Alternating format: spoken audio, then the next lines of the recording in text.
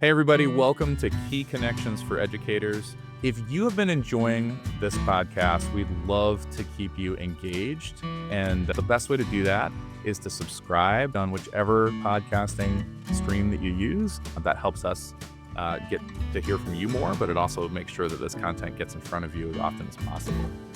Today, we want to talk a little bit about social learning. I saw a video the other day, and it was about a guy that was choosing a school district for his students. Have you ever heard about this? I have school choice. Yeah. Yeah. So this gentleman was talking through all the different attributes that he was looking at with his wife when deciding on the school. And, there's the teachers and the curriculum and all those other things that you typically think about. And his point in the video was that he actually wanted to look at the other students that were in the school. What are their families like? What's the social economic background? Are they interested in learning at all, right? How are they motivated? Are they into sports? Are they not? And his theory was that the kids that your kids go to school with are at least equally important to the educators that are actually working in the system. And I thought that was an interesting thought. What do you think about that? So true. We talk about culture in the corporate world, but there's culture in schools as well. And so much of that is how the employees show up, how they interact with each other. And the same with students, whether it's children or high schoolers or even the college setting that you choose. What's the culture like? What's the interaction between yourself as a learner and the learners that you're surrounding yourself with? Yeah, we've talked a lot about like our role as educators and the value that we bring to the table when it comes to education. But thinking about the fact that the group of people that are in this together, not just the facilitator or the teacher, but also the students, that that really creates a dynamic of learning that is equally important, if not sometimes more important than just who the educator is. Let's start with defining what is social learning. And I also want to plug this phrase, social emotional learning, because we've heard that a lot as well. So when we talk about social learning, it's the process of acquiring knowledge and skills through observing and through interacting with others. Oftentimes, that's by watching and by imitating or mimicking the behaviors of the people around you. And this goes for both adults as well as children. And then the social emotional learning goes a little further by emphasizing the development of emotional awareness, emotional management, and those interpersonal skills right alongside of social behaviors. And they allow individuals to really navigate social situations with greater understanding and empathy. What kind of research have you looked at in regards to social learning or social emotional learning and its importance? There's a number of different perspectives on it. So a few scholarly perspectives. There was recently some studies from BMC psychology that peer relationships, especially positive peer interactions, really enhanced learning, motivation, and engagement. And that elevates the academic performance amongst junior high students. And there was also a study in pediatrics that involved elementary school students exhibiting improved math and reading skills when they were surrounded by peers that had attended preschool before. So that suggests that early preparedness amongst other peers kind of fosters that idea that we're in this together, we're learning, we know how to learn, and that ends up benefiting the entire class. There's a lot of other ones that are out there, but I don't know, what about real world experience? So, what have you been seeing that sort of correlates with that? When you initially talked about social learning, I immediately remembered my experience teaching my fourth year of fourth grade. I had 28 students. It was actually the largest elementary class I'd ever had, but it was the best year of teaching for me. And the reason why was because the majority of those students wanted to learn. So, those few who were in the class who didn't really care that much about school, it was like uncanny. They changed their minds pretty quickly because of that social pressure of the class to fit in, and they found learning incredibly fun. And parents and former teachers who had had some of these students, they noticed that the students who had not necessarily put in the effort in years past had this new eagerness to learn, to work hard, in the class for the first time.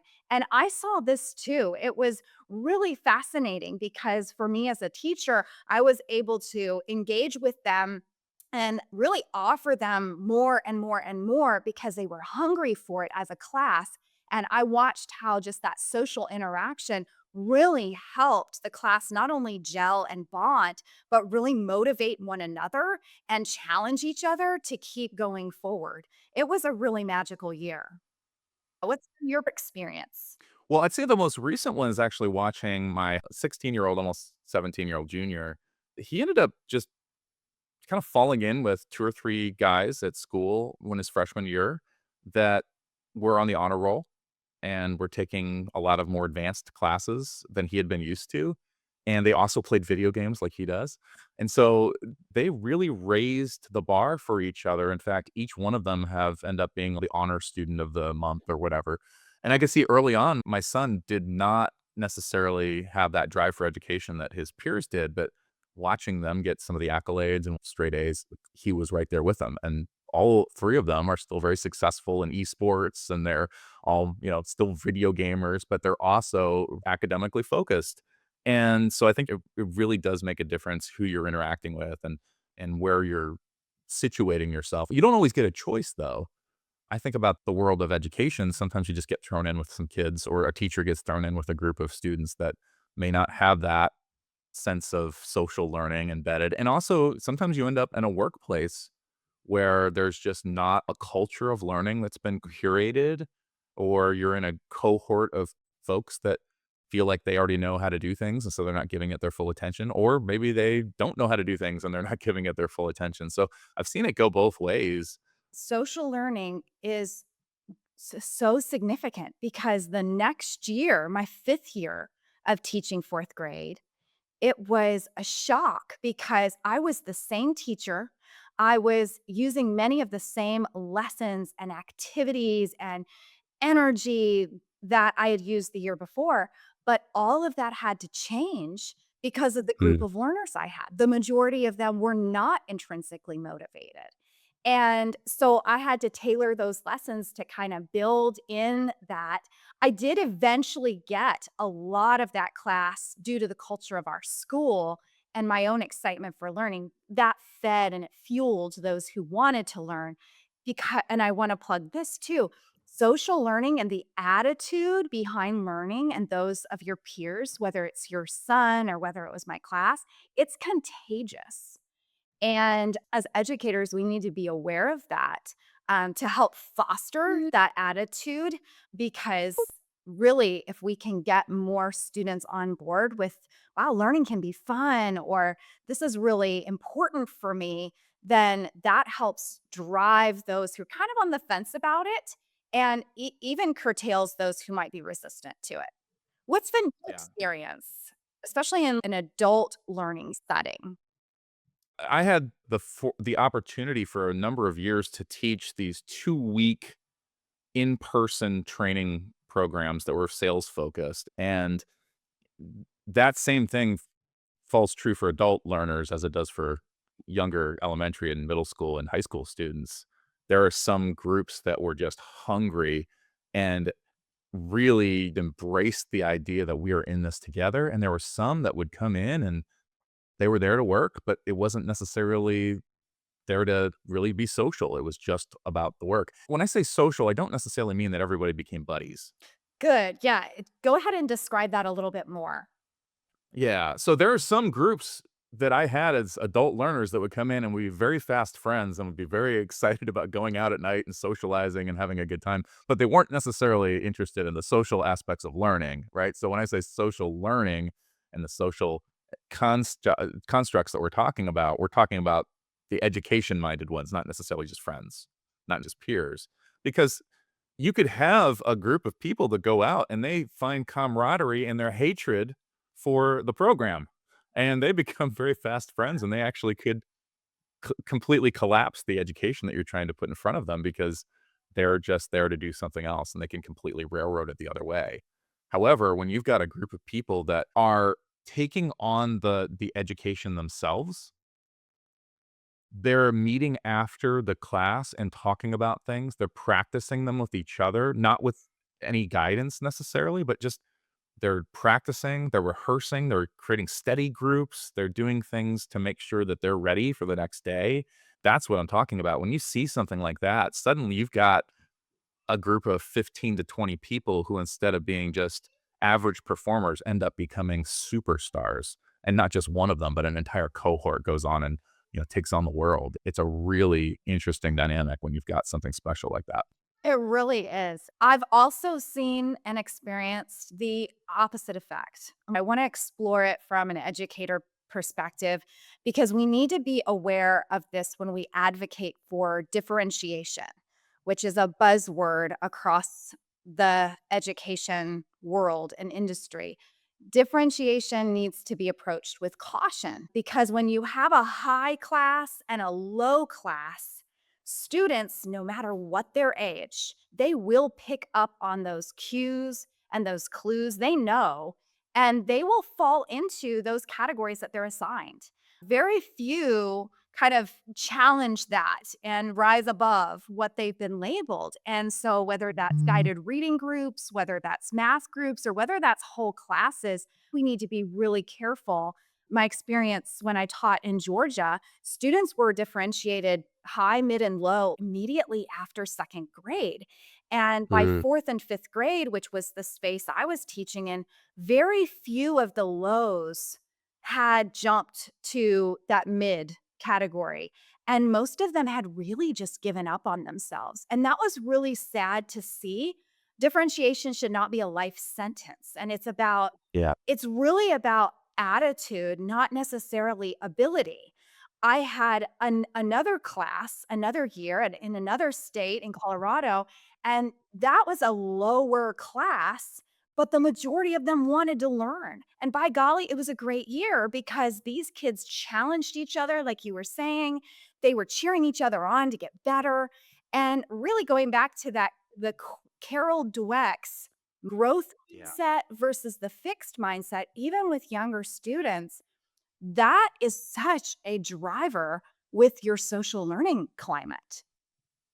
Yeah, it really is. It really is. I remember there was a gentleman that I had in one of my cohorts once, and he was not particularly skilled in sales. And I don't mean that disrespectfully. He turned out to be actually a great salesperson, but he was not necessarily skilled in the way that we were teaching, but he was very driven. In fact, when I talked to him about it, he told me that he had been a roofer prior to this. Like, he had been in the roofing business, he was doing construction, and he got tired of it. He did not wanna do it. It's backbreaking work, and he flat out told me, he's like, "I know I'm not really good at this, but I also know that if I can just pick up this phone and call this many people every day, I never have to get up on a roof again." Wow. And so he was intrinsically motivated to challenge Yeah, himself to become an insurance salesman yeah, that's awesome. yeah, and when you have somebody like that that's got what one of my good friends, Cameron McLean, would say is the want to. He'd always tell us the stories that when he was back in high school, the coach would just yell at them at the football practice, "I can't teach want to, boys. I can't teach want to." And that's exactly what we're talking about is, like, whether I have good players or bad players on a team or good students or lower performing Yeah. students, want to is probably the key element of social learning. Kids that want to, adults that want to, end up contributing more to their classes and more to themselves than somebody who is a high performer but doesn't want to. So true. I've seen it too when I taught adult learners and GP operations. We'd have different cohorts of new hire training. It all depended on the attitude and the drive of the learners. I had one cohort who had been very experienced in insurance before and came in saying, "We don't really need to learn this, kind of already know it." And what was very interesting was once they left it was a difficult training course, to be honest, because they really didn't want to be there or they didn't want to learn it. And so I tailored it to what that attitude was to try to help and meet their needs. But their QA scores were not very high as Yeah. the other cohorts who had come through and they were driven. They didn't have that experience to the point of the roofer wanting to become a salesman, but because of that drive, they came out of the gate with higher QA scores because they were intrinsically motivated to do better and they wanted it. Yeah.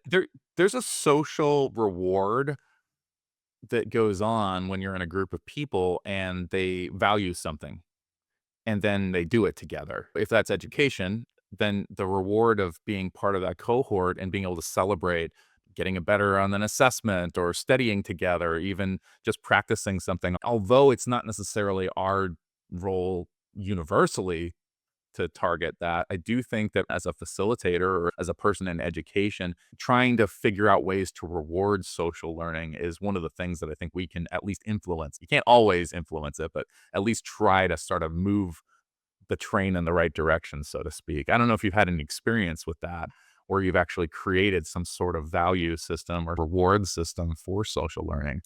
You can. I have. But we also need to think about the culture and the climate of the Mm, workplace or of the school. And if yeah. your leaders are not supporting that system of rewarding that intrinsic motivation, that drive, and that kind of thing, then it'll fall flat on its face. Thinking about a group of students who there was a majority of resistant behavior. And it significantly affected the social learning outcomes of the class. I saw this happen. Sadly, the whole school had a culture where learning was not considered fun or cool or enjoyable. And that was just the way that culture at that school had been run in the past. And so a lot of students were disruptive, disrespectful, and they'd almost been trained to get extra attention, got to be guests in other classrooms so that they could be removed from the classroom they were being a disruptive student in. And they were coddled by administration rather than consistently held accountable and effectively disciplined. And so the majority of that class did not want to be at school. And that affected the few who did Yeah. significantly. They were so frustrated by their peers that they often shut down or they joined in with complaining or trying to get out of work and learning activities because they watched how their peers with those strong personalities got away with it. And then we had those kind of in the middle who didn't care either way, who definitely joined in with the resistance to learn. And I, as the teacher, didn't have a chance because I didn't have that admin support I needed to make the attitude and the culture changes that would actually promote learning in the classroom. I wish my classroom was an island, but I could do everything I could inside of that classroom. But as soon as we left the classroom, the culture immediately changed. And so it would sabotage everything I had been doing within the walls of my classroom. Yeah, I think that's a really good point. So, in the workplace, you can say that it's not just that cohort and that's not just that class, but you've got peers back in the workplace. You've got a manager or an employer or just different departments that are either adopting or not adopting the policies that we're trying to put in place. And that can be very disruptive if you got somebody that's very excited to learn and they, after their first day of class, they check in with their manager who tells them, "Oh, don't worry about it. We'll teach you how to do it the real way when you get back here." I've had that happen a Yes. couple of times, right? I'm And glad you brought that's that up because it's just as true for the workplace as it is within schools. yeah. Yeah. I'm not in the public education space, but I also have heard lots of parents say, "Hey, I know that they're teaching you to do math this way, but when you get home, I'll teach you how it's really done."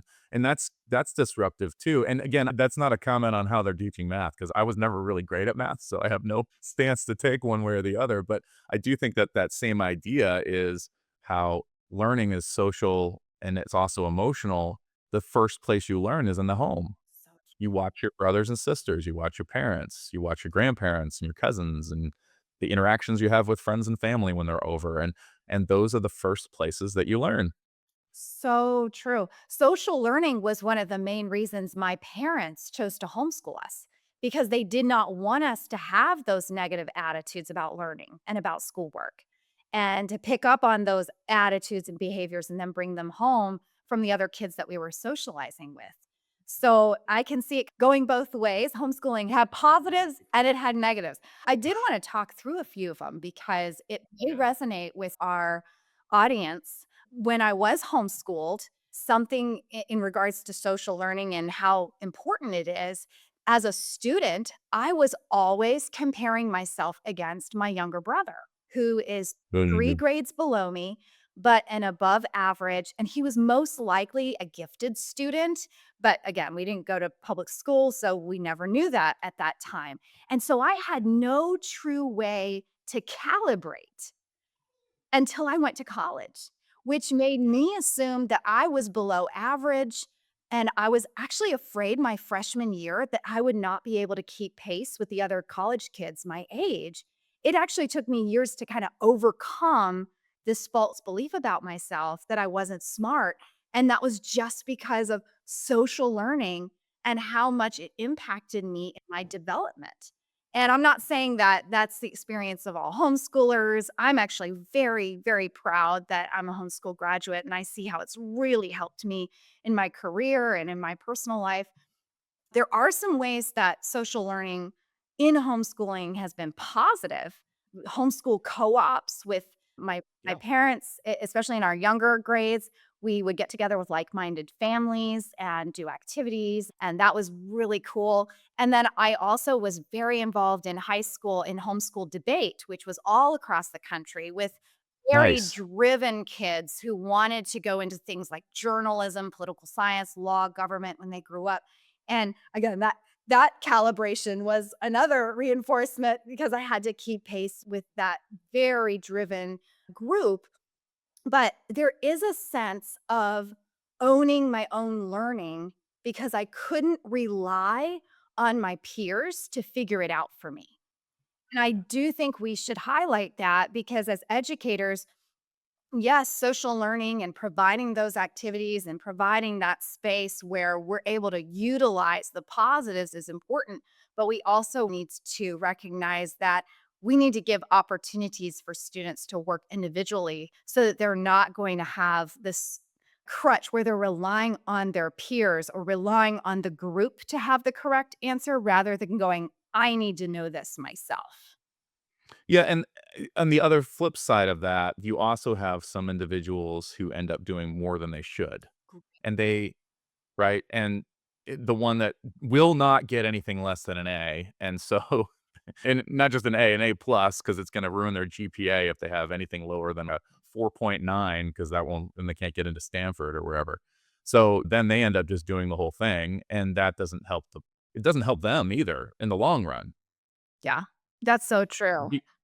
Right? Because the person that's unwilling to actually let anyone else do work, that's a detriment to the workplace at some level, because there's a limit to what Hannah and Nate can do.